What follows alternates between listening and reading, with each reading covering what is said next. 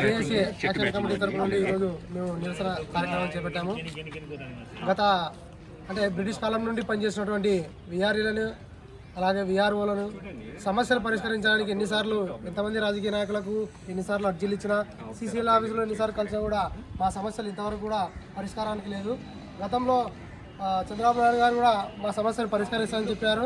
అలాగే గత ప్రభుత్వంలో ఉన్నటువంటి వైఎస్ఆర్ కాంగ్రెస్ పార్టీ వాళ్ళు కూడా మా సమస్యలు పరిష్కరించాలని చెప్పి 5 ఏళ్ళు కనీసం ₹1 కూడా వేతనం పెంచకుండా మా జీవితాలను మరీ దారుణంగా చేశారు.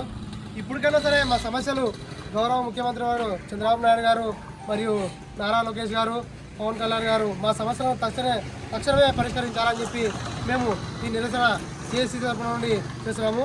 ఈ కార్యక్రమానికి మేము చాలాసార్లు కూడా అందరము మీ దగ్గరికి కలిసామండి. మా సమస్యలు ఒక్కసారి ఆలోచించి మేము గొంతమ్మ కోరికలు కొనడం లేదు.